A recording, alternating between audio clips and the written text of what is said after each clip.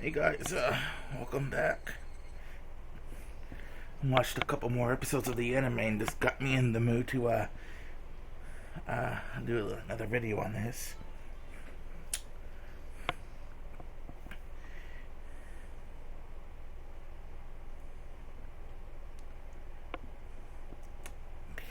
Henry's already grown used to being around us.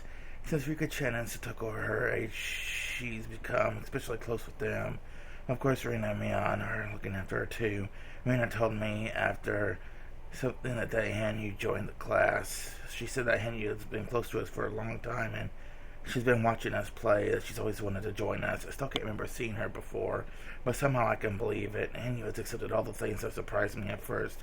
And as if she knew about them all along, she knows everything about us, and it seems she's truly excited about finally being able to join in. Henyu's definitely part of our group now. She sure is. It almost feels like she's been with us the whole time. And that can't be true, though. No, it is. She's been on our side all this time. You saying that now, too? Rena told me that a couple days ago. And it's just I didn't notice. It's because you're dense, Kichi. Meep. Fine, so what if I'm dense? What are you sitting down? Are you tired? You never feel tired, Henry. Meanwhile, we're exhausted. It's because I've waited so long to be able to play with you all. This isn't nearly enough. I want to play more and more. I will. You're full of energy, by the way. Those things on your head, don't they fall when you play? Henry has horns on our head. I thought that it was a hair accessory of sorts, so I didn't want her to lose it when playing. I was going to offer to hold it for her while she ran around. But Annie's face cluttered over, and she apologetically held onto her horns. Kichi, and you can't take them off. I see. Sorry about that. Oh, is it strange to have horns? No, not at all. I think it's cute. Yeah, Kichen even has a horn between his legs, don't you? That was hard and curves power. What kind of horn is between his legs? Reading some of his punches still in one thing I can't follow. And you quite alright, man, son? There's a depression in your face. Everyone laughed except Henry, who didn't seem to get it. I shouldn't have said anything. I bet she doesn't like to talk about her horns. If I try to apologize, I think things will get even more complicated. As I thought about what to say, Rhiannon took the girls over to the Shrine Gate. Don't worry about it, Kichi. Henry tries not to let her bother her, but she hasn't had enough training meat, so she doesn't like to talk about him, huh? So I'll be more careful. Henry came to him a very long time ago. She did. No wonder she knew so much about the village. I don't know where she lived before she came here. I asked her once, but all she said it was a place I wouldn't understand. Henry said that she, or that Henry's people, couldn't live there anymore. They looked for a new place to live for a long time. They'd traveled a very long way before arriving in Hinamizawa. There was a beautiful swamping area, and that was exactly what Henry's people were looking for. But there was a village nearby where people lived, so respect for the original inhabitants of the area was law among wandering people like Anu. Her clan decided to live peacefully and coexist with the villagers. However, their attempts to coexist didn't go so well. The villagers were too childish and immature to accept these newcomers, who strongly rejected them, and it caused a terrible, tragic disaster.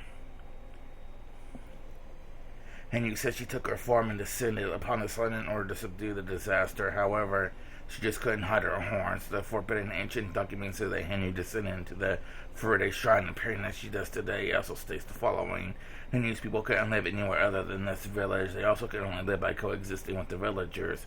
The Furude shrine's priest once rejected them, claiming that the coexistence was impossible, and mixing the wandering people's blood caused the villagers to become demons.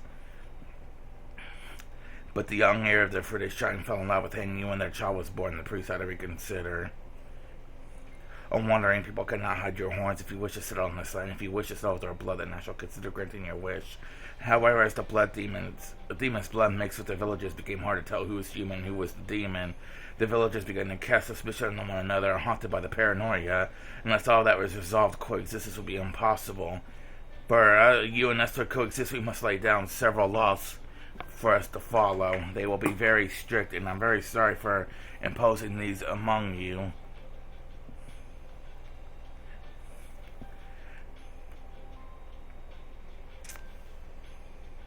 Then the piece of time now. However, as strong as these rules are followed, the village will never be free from demonic disaster.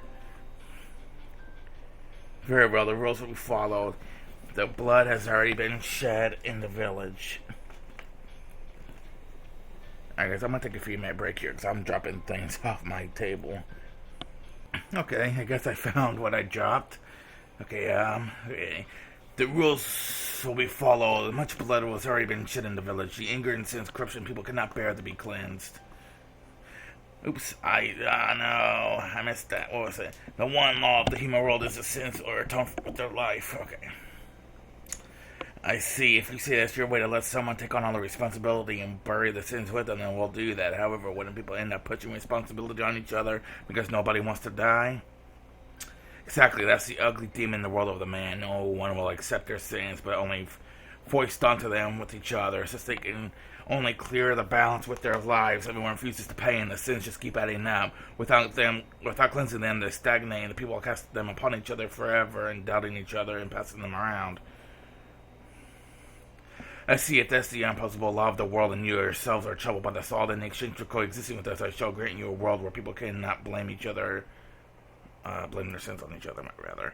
What kind of world is it? So long as mankind exists, it will commit sins and give rise to corruption.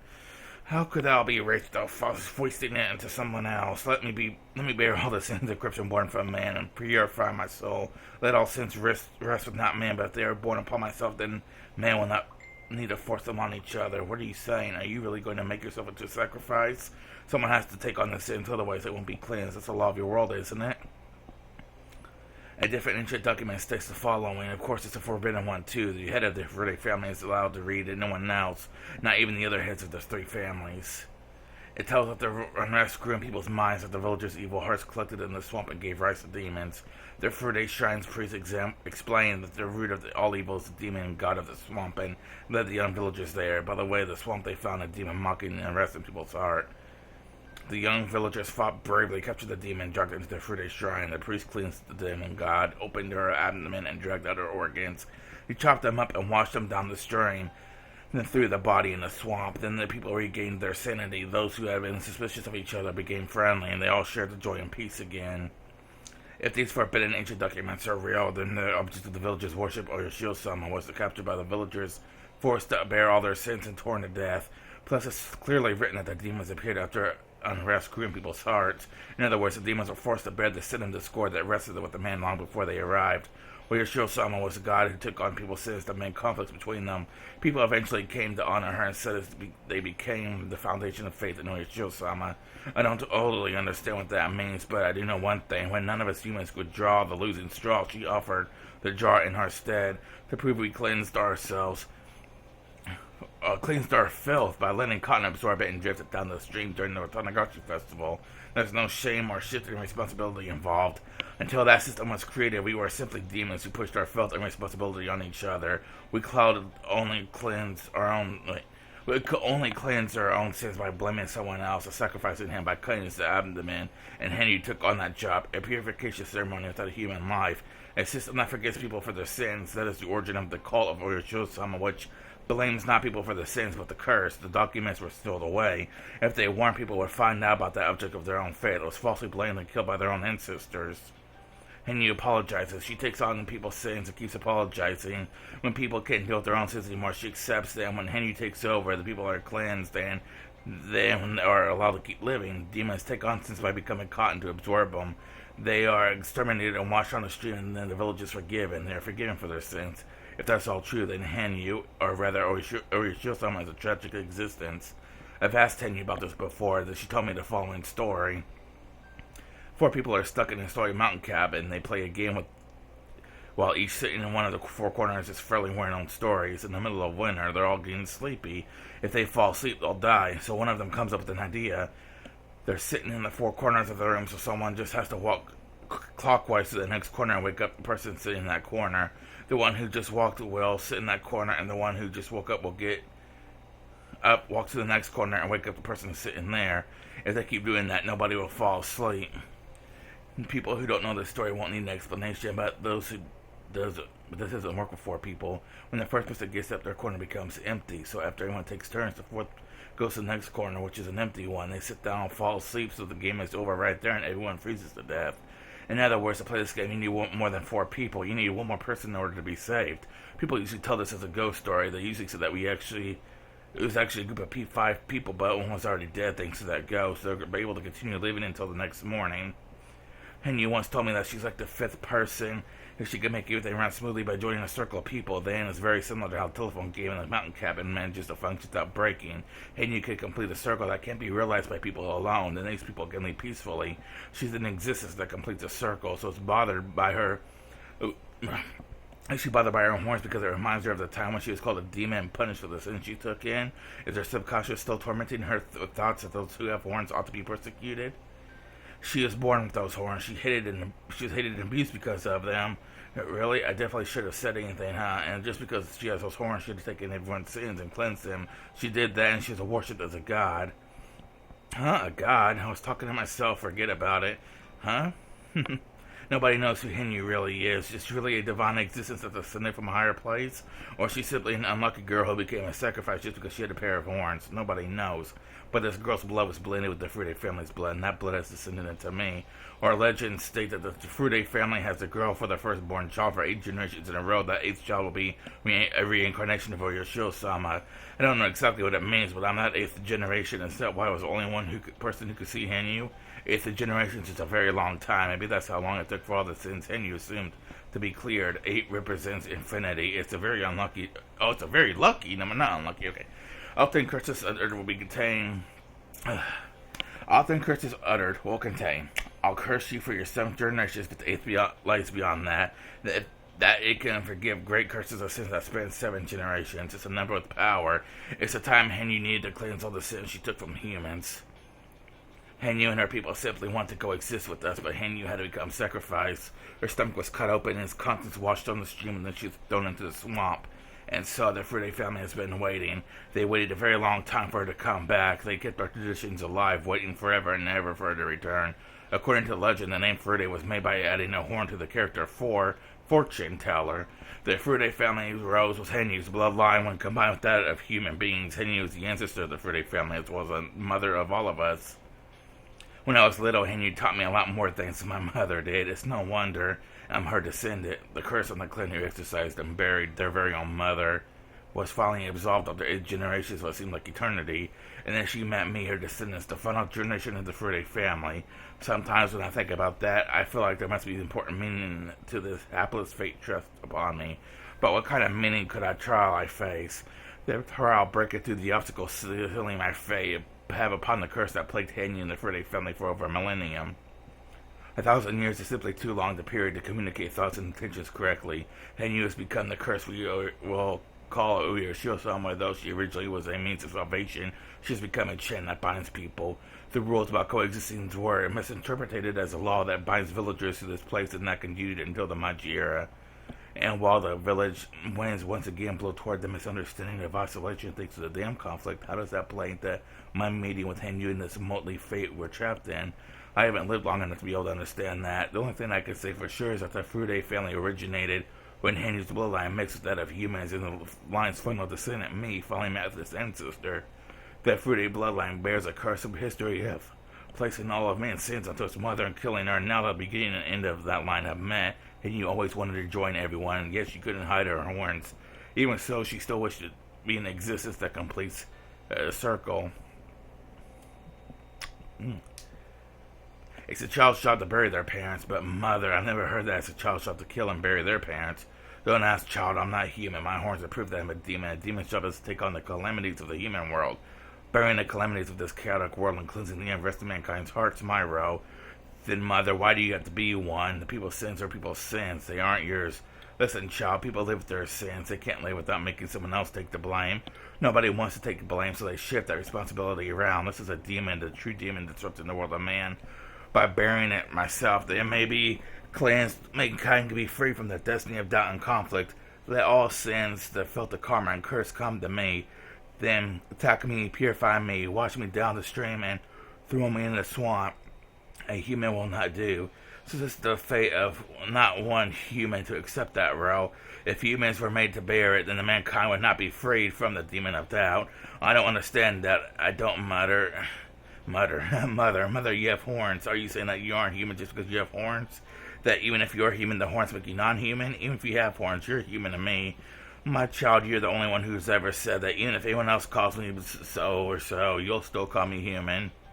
What is passed down in the Friday's family forbidden scrolls, the ones unknown to even the heads of the three families sealed in the altar in the shrine storage. Understanding that will probably require about as much time as I spent repeating time. Yet once again, again. Yeah, once you understand that, perhaps you'll better understand the small Hindu wears this innocent place with everybody. Okay, it's going to take a few minute break here. I need to catch my breath. Okay, that was a nice few minute break. You alright? I heard Mian yelled at surprise. Something must have happened. What is it? What's going on? Hinyu's son tripped and tumbled over the hill down there. Hinyu-chan, are you okay? She rolled beautifully, but I hope she didn't sprain her ankle or anything. Let's go. How do you roll beautifully? That's weird. Hinyu had been playing on the slope and tumbled down it. There was a road just below the slope. None of the others went down the stairs to get her. Let's go. I hope she's not injured.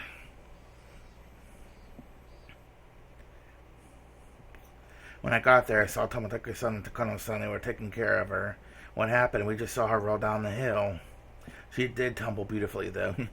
How do you tumble beautifully? How? What does that mean? Anyways, but I think she hit her head, so I think she should... she'll get a bump. Okay. Make sure you put some ice on, alright? Hinyu, can you hear us? Look how many fingers do you see?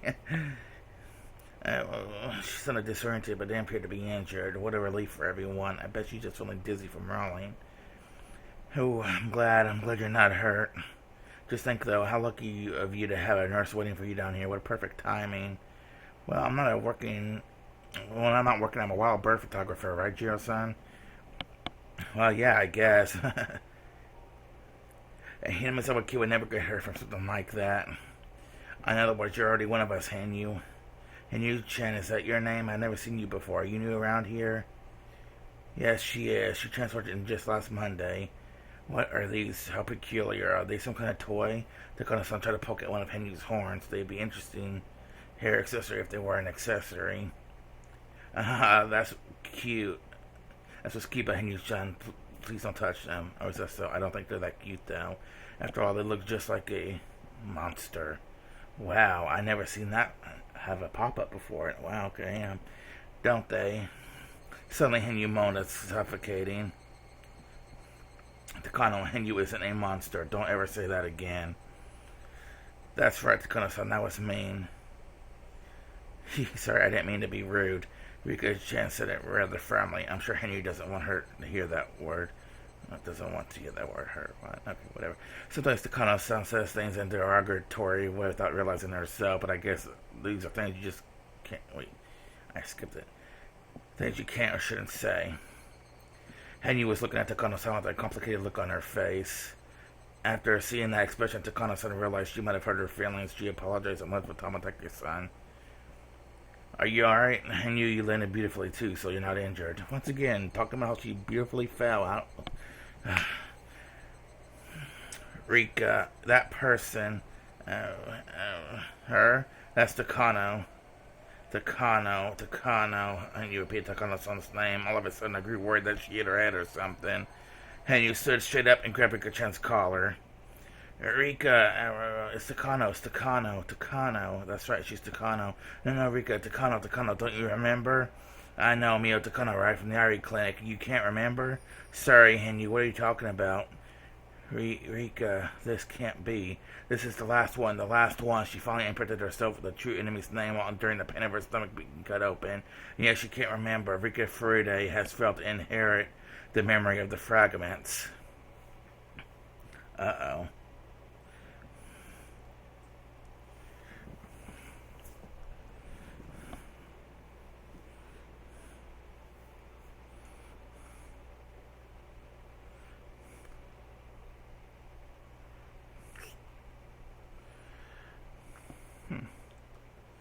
Oh, Kasaka-san, long time no see.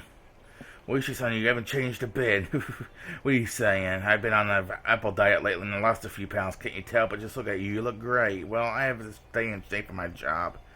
Hey, Kuro-chan, is this guy, the gun who came here from a few years from Tokyo? Nice to see you again, Honda, your son. It's been a while. Mama, look at you. It must be nice to be so young. Well, since you came such a long way, let's just head to a restaurant. I'm a regular there, so I'm sure we can get in before it opens. Come on. Oichi-san, are you sure? Don't you still have some work to do? No, not at all. I'm on a special training with a mission investigator from Tokyo headquarters. Come on, let's go. And oh wait, I've got to make a phone call first, or Greenhorns compared to someone like you. But I put some help together for us. Oh, there you are, Kuma-chan. Don't you want to come play with us tonight? Oichi-san, you don't really have it changed a bit. Akasaka used to work, not work, what? I used to think Oishi-san wasn't serious enough about work, but after experiencing many different things in the real world, that conception had completely disappeared. Oishi is that way because of his experience. It's not always the best to take things seriously in his world. Sometimes that being frank can help. In Akasaka's case, people often tell him to relax more, but in Oishi's case, maybe he should straighten out a little. Come on, Akasaka, let's go. Yeah, once. Yeah, good answer. You sound like a veteran police officer now. Glad to hear it. That old Akasaka would have thought Oishi was making fun of him by now, but he could take it as an hornet. So what? What assessment? I didn't read that word right. Whatever, let's keep on going. Boy, you sure can drink now, Akasaka-san. I don't think I can keep up with you. It must be true that one gets old, you can't drink as much before. You're too modest. I'm just able to, because an intelligence officer has to be able to hold his liquor. I have a budget set aside at all times for training with my young colleagues. Japanese sake, Western liquor, Chinese liquor, whatever. Sometimes I drink a little at bars or sometimes at expensive clubs. That sounds pretty good. I'll have to join you to coach them sometime. Yes, please come teach us your tricks, young guys. Nowadays, often talk about how they can't drink. I couldn't drink at first, you know. The more you drink, the better your body adjusts to alcohol, the more you enjoy drinking. That's right. Are you listening, Kuma-chan? Yeah, I heard. I can down quite a few now. Well, no, really, you're right. When you first teamed up with Oishi, you were already drinking a oolong tea with the best toast. Did I say toast? Yeah, okay. That's no good. A toast has a very important meaning. If you don't drink any alcohol, you're not satisfied with the party. So when I see young people like that, tell them I'm not saying that you have to drink every one gulp, but your first round has to be at least a medium mug. When Akasaka first came to Okamiya, he was very nervous, but there was no trace of that tension left, and I'm seeing that which you realize just how much Akasaka has learned in the past few years. There you go, Akasaka-san, man, you've really grown a lot more dependable during the years I've been waiting to retire. You've grown so much. It might be time for the younger generation to take over, huh? That's not true. If there's one thing I've learned, is the only thing that matters is experience. Leave the little hard labor and crime scenes to us young officers while you veterans take pride at your desk and work us to the bone. Did you hear that, Kuma-chan? Did you? Okay, I heard him. I'll give it everything I've got. Oishi Kuma guy kind of is already giving everything he's got. He's diligent about his patrol to make up for your distaste for him. You know how Oishi-san is, right? I've only worked with him for a few days, but I understand what you're going through. Even so, I'll make you into a good cop. Just believing in him. Yes, sir. I'll do my best. But even if I learn how to drink, I can't learn how to be good at mahjong. Oichi-san takes all my pay before I can give it to my wife. Mahjong is an intellectual baggage you need. The more you play, the more confident you get. Let's play together later. I'll teach you how not to lose. Oishi's a good guy, huh? He kind of reminds me of how you were when you were young. That can't be. I wasn't nearly as handsome. It's unusual for Oishi to enjoy anyone's company this much. Akasaka and Oishi only worked together for a few days. They had exchanged some holiday cards since, but that was about it. Oishi had no idea how happy it would make him to see such a greenhorn grow into a dependable cop. Oishi always thought he would need to be active until the day he retired, but after seeing such a dependable colleague, he began to think that maybe it was time for him to step down. Oishi and Akasaka enjoyed the reunion more than they thought they would.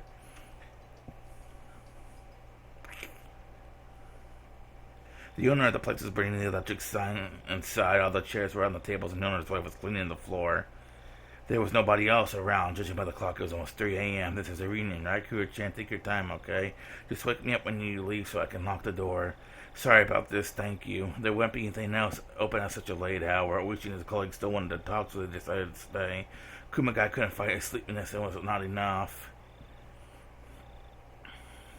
They would talk about Akasaka's job. Akasaka works at a department specializing in public safety. Oishi and the others were interested in all his stories of danger and bravery. Anyway, I wanted to meet Rika Furude. By the way, Rika Furude means the orphan daughter of the Furude family. Orphan. What happened to her parents? Rika Furude had predicted that there will be an incident in Himasawa every year for the following 5 years. Her parents, according to her, were supposed to be killed in the 3rd year running.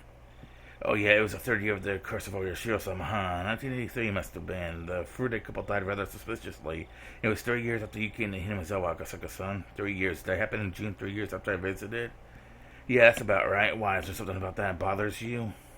Akasaka shut his eyes tightly to chase away the alcohol in his brain and try to remember the girl's predictions. Yet, after all, came here to confirm it. I came here in 1978, and what about the damn construction site manager? That's a guy I met, played mahjong with. How's he doing? He was in the newspaper, I think. Maybe he was just in the local ones. Well, he was killed in a fight with the other workers that year. Rika Friday predicted that he'd be killed in a gruesome way, that his body would be dismembered. Was he mutilated? See, you already know about it. That's exactly it. His right arm is still missing, too, so it's unfortunate. The following year, on the same day in June 1980, Satoko's parents will be pushed to her deaths. Maybe it should be called an accident, a lamentable accident. I'll continue. The following year, the year after that manager's death, I think. Let's see. I know. Sakoko-san it was. I think she's a little girl. Did her parents die in an accident? How much do you already know? That's right. That damn supporters dojo couple fell off a cliff while on vacation. No, it still hasn't been confirmed if there was an accident or incident. And on the following year, on the same day in June 1981, my parents will be killed. In the following year, yes, Rika Friday's parents died, but none of those incidents make sense. You know a lot about the Curse of Higurashi-sama. None of those incidents were made public because of the pressure from the locals, so I'm surprised how much you know about them. I can't believe this, but even you can't know about the following year, because starting with the fourth year in a row, we decided to investigate secretly. I think I know about it anyway. In the following year, on the same day, in June 1982, so there goes. Mean aunt will die. Her head will be smashed in. The following year, so that was last year. Stego-san from earlier wasn't her aunt beaten to death. Shit, you're right. Because how do you know so much? I think I know who killed the. I think I know who be killed the year after that. What are you saying? But he says a year after the last year. I mean, it's this year. I'll be killed. It will be in June of 1983. In other words, this month, Rika Furude will be killed. Oishi and the others were at loss for words. Akasaka talked about the 4 mysterious incidents. Although he had been far away, he belonged to a very special unit of public safety. He has been a couple, huh? It could have been impossible for him to find out about their secret investigations. That's why it wasn't that odd for Akasaka to mention the series of mysterious deaths, even though it's been far away from Hinamizawa. However, not only did he know about them, but he also named the victim. Oishi and his co-workers have sobered up entirely. Akasaka-san is getting late. We're all exhausted, so let me get to the bottom of this. What is it you're trying to say? Okay, all this is what she told me when I was in Hinamizawa in June of 1978. What? Well, she couldn't believe what he was hearing. He was left speechless. I know it's hard to believe. When she told me back then, I thought she was just being a mischievous little girl, but she told me she was going to be killed in the 5th year running. In other words, she asked me to help her, I think. The main purpose of my visit in Hinamizawa this time was to find her and ask her if she still needs my help. Akasaka-san, I'm retiring this year. I want to take revenge on the people who killed the manager in the first year. I'll jump on any lead I can find, so let me confirm this with you. What you just said isn't a joke, is it? If it is, you better tell me right now. I'm telling you the truth. Rika Furude told me this in June 1978, but at the time, I didn't think you didn't think of it, so I didn't tell you about it. I'm very sorry. No, you didn't know. Even if you had told me, I don't think I would have believed you. Only because it happened 4 years in a row do we believe you now. Well, you must be thinking about thinking that if only Akasaka told him back then, he could have saved his friend. But what the old man from forensics just said was right, too. I wish you wouldn't have believed him back then. And his friends would have died anyway. I wish he would have been left with the regret at not being able to do anything. That's true. I should be the one apologizing still. Rika Furude. Why Rika Furude? I don't know exactly what's going on in Hinamizawa right now. I read in the papers that the dam construction plan was halted indefinitely. That's why I assumed Hinamizawa was peaceful now. The dam conflict is over, but starting the following year, there's mysterious deaths known as locally as the Curse of Higurashi-sama started to occur annually. And it played out just like you said.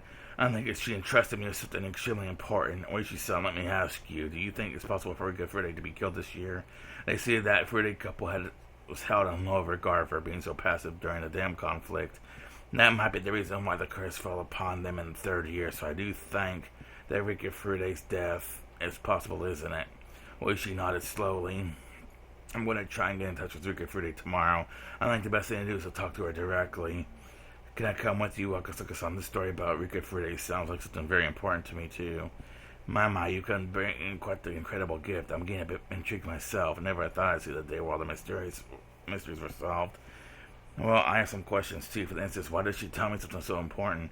If she wanted help, why didn't she ask the local police? Why me, a guy in the business trip from Tokyo? Maybe she doesn't have a faith in the local police. I'm getting a little unrefined because some probably doesn't trust me. Besides, there are people with connections to the Sonozaki family at the Okonomiya PD. In other words, she trusted me, the guy who came from Tokyo, more than anybody. Yeah, I guess. If that's the case, she says, please don't tell anyone about this. Of course I won't. Anyway, let's head directly to Demizawa Toma and have a talk with Rika-san. We could start from there. I guess I'm going to take another few minute break here. If I can pause it. There we go.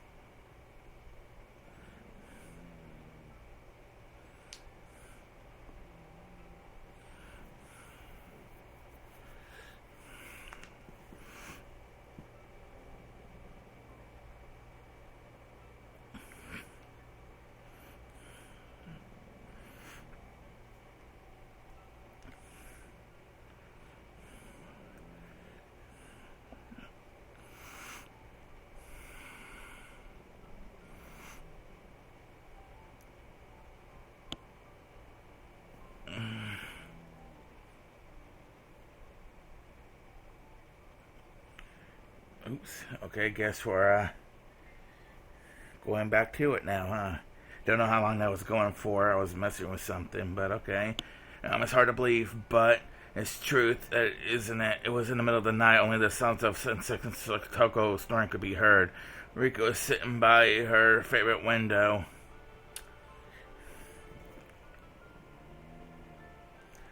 Yes, Takano was the one who killed Eureka. You know, both sides. You tried so hard to remember Takano's face, even as she cut your stomach open. You burnt her face until you remember wrong during all that pain. It's a horrible way to die. I'm glad I don't remember, but I can't see it. That's the kind of death Takano would prefer. I still don't get it. Why would Takano kill me? I'm the Queen Carrier, and if I die, a disaster will occur, right? Isn't that what the enemies have to do? The mountain dogs are protecting me. Well, why would Takano, their leader, have me killed? Oh, sorry, that was a useless question. Takano killed me. That's the truth, and her motive doesn't matter, does it? But still, why Takano? Although she just said that the motive doesn't matter, Rika went back to the same question. The reason why Takano was protecting the Queen Carrier was because she wanted to prevent the rest of humans over from developing the syndrome. It's because the Queen Carrier was an extremely valuable subject of her research, and considering the value, why did she kill the Queen Carrier with her own two hands? Is Takano my only enemy? And the mountain dogs are after you too. I don't know if Dairi is your enemy or not, but I don't think he is. The Kona mountain dogs are my enemies. You must be kidding. How can we possibly win? There's no way, unless there's a miracle of some kind. We can't fight against people like them. Besides, when Higurashi is a Saturday, I'll be killed. A Sunday, I'll be killed on this 22nd. It's about a week or so, right? How can we beat them in such a short amount of time? So we tried going after Takano with the metal bat. That won't work. She's one of them. She's only one of them. And if we take her out, the mountain dogs will still get us. What do we do? What should we do? I don't know either. But But we didn't even know our enemy before now. This time we do. There must be something we can do now. This was the first time in a long time that Henry had spoken so positively. Rika was startled for a moment and realized that she was losing her cool. She took a deep breath and tried to calm herself down. She was so confused that Takano was the culprit. Rika thought Takano was her ally. There were, after all, many reasons why Takano should treat her well. Rika couldn't even think of one reason why Takano would want to kill her. Still, Takano was always thinking about bizarre things, so there's no guarantee that a crazy idea of hers couldn't have become a motive. So that means if Tomatake is killed, then he is an ally? I think he is. That's an idea, Rika. You should talk to Tomatake. Takano was accompanied by the Mountain Dogs because of an organization named Tokyo. She could ask Rika for help only from someone affiliated with that organization. In that case, Tomatake was the only one she could talk about the issue, although he might also be worth having to talk with. But then that's what she needed to know. She needed to know why Takano wanted to kill her. Unless she could explain that, probably wouldn't even believe her. Besides, Tomatake was in love with Takano. He wouldn't doubt her so easily. I already seemed to be keeping a little distance from Takano. He might be a little bit more inclined to believe, but as someone who is simply a doctor, he knew a little bit about Tokyo. He might end up being useless to Rika. Then, should she call the police? No way, definitely not. There was no way they believe her. If she were to call to say that a strange organization named Tokyo was trying to kill her and think she's crazy, then what can she do? How could she save herself? The scariest people in Himizawa were coming to kill her. How could she run from them? How could she fight them? How? If she remembered the scene of Takano killing her, then she wouldn't have been so confused because she seen is believing, but she didn't remember. This was just Henry telling her, so she didn't want Takano to be her enemy. This was just a truth she didn't want to accept. She was tempted to just say this was all simply Henry's delusion. Calm down, Rika. We learned of it in our past life. Don't you remember the previous world? The previous world? Do you mean the where Rina spread gas in the love of the school and locked everyone inside? No, the world after that. Don't you remember? In the world he came back, Teppei Hojo did. That's the worst possible world. No matter what we do, the councils won't do anything. So Toko goes and said in a few days, someone from our circle of friends developed the syndrome and attacked Teppei, right? No. In the previous world, we all went to the Child Constellation Center and saved Satoko. In that world, Kichi taught you so much. He taught you how to believe in otherwise a miracle won't occur. He also said that if everyone believes, our wishes will definitely come true. That sure is something Kichi would say, but that's great. To defeat a world of Teppei returns, we couldn't do anything about that world even once before. Do you know how Kichi and the others in that world made a miracle happen? They talked to everyone. They didn't convince themselves it was useless or agonize over it by themselves. They asked everyone for help. That's how they brought about a miracle. Everyone. So you want to talk to Kichi and the others about Takano? Do you really think they would believe me if I told them about an organization like Tokyo's after me? Yes, they will. They did it in the previous world. Why wouldn't you believe me, Rika? Sorry, it's not that I don't believe you. You saw it, so it's the truth, isn't it? I had no idea how frustrating it would be to not remember it myself. Anyway, you and me are going on about this won't solve anything. We don't have enough power on our own. But we have our weapon. That weapon is the truth. We don't know our motive, but we know that the culprit is Takano, so this is a very good start compared to the other worlds. But why can't you remember it at the very end? Henry ground her teeth remorsefully. She saw the truth just a short time ago, so she couldn't believe that Rika didn't remember anything. If it was something she didn't even see herself, that she wouldn't need a motive, but she didn't have it, and that's why she couldn't understand why was her memory missing, even when Henry's memory was still intact. Did that just mean her long journey was about to end? Perhaps her infinitely repeating journey was already over, and that was his last world of all? Whew, I thought this world was odd, since everyone could see you, and even you transferred to our scope, but now I can really see how strange of a world this is. There's nothing strange about it. This is just the final world, that's all. I came to this final world so we could all gather our powers. I'm not a bystander here, I'm your ally. I see, you're no longer a bystander, huh? I just said I don't have to be afraid anymore. I'm not afraid, I'm not going to believe. Well, I am going to believe now. All of you, and a miracle will happen. This is a world we can bet on. This June of 1983, Rika and Takano are fighting. If Rika doesn't defeat her enemy in time, she'll lose. Takano has many powerful pieces, like the Mountain Dogs. Rika will need a lot more pieces to be able to defeat her, so unless Rika asks for help from many people and gathers an equal number of pieces, the game won't even begin. We've learned the rules of this game board by playing the game repeatedly. It's like a game without a manual, but we learned the rules and now we know how to fight. We're ahead in the game because we already know what pieces our enemy has. Rika, you have to get busy. We only have 1 week before Tanagashi. We had 2 weeks in the previous world, but we only have 1 week in this one. In the other worlds, this is our final chance.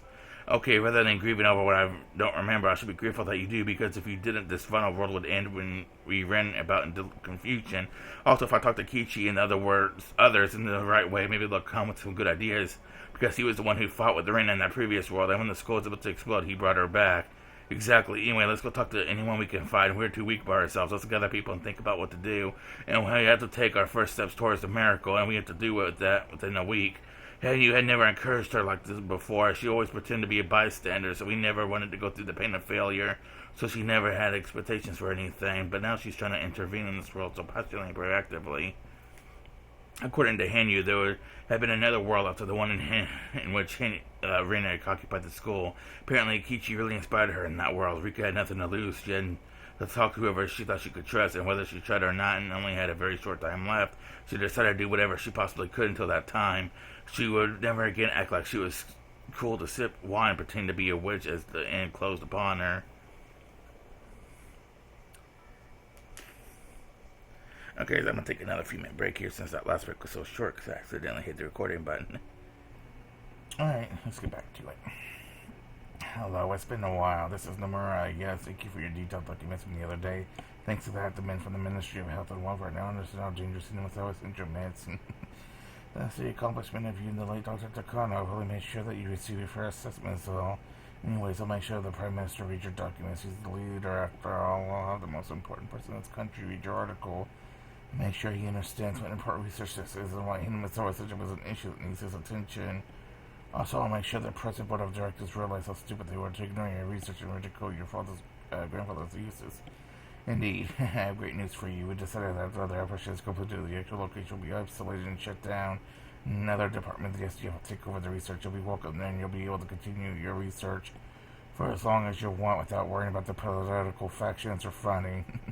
That's all thanks to your generous client who wants to reward you for your hard work. You'll be given the position of director so you can devote yourself to your research. Isn't that wonderful? Finally, you'll be able to accomplish something that returns common knowledge by researching hemozoites and jumping the existence of parasites that influence human thought. No, I'm not just saying that to flatter you. That's what we really think. I see. Sorry to take up your time. I'll be going now. I'll get in touch with you again. The woman put on the handset of her car phone and she picked up again and made another call. Please transfer me to extension 1001. Yes, this is Watanabe. Watanabe, yes, the issue from the other day has been taken care of. Yes. Major Takano's documents are wonderful. I made some people from the National Research Center go along so the men believed it without questioning.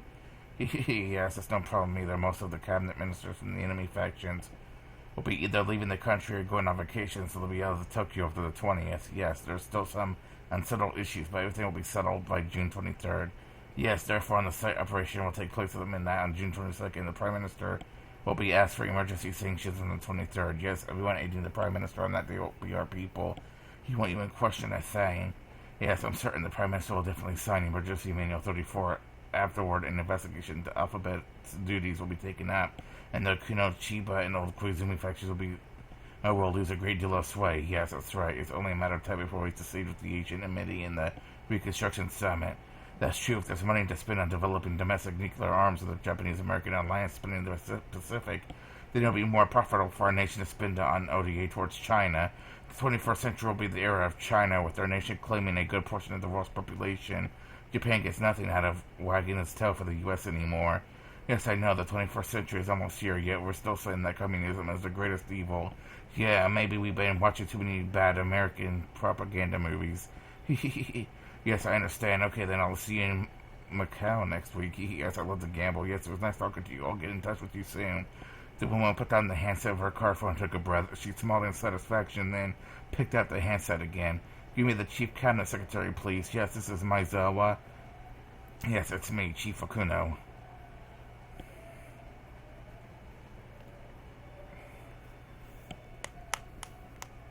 Oh, some good finger pops.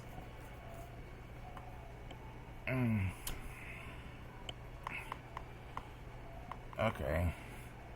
Well, that's going to be the end of the video. I want to thank you guys for watching, if you guys made it this far. And I will see you guys next time.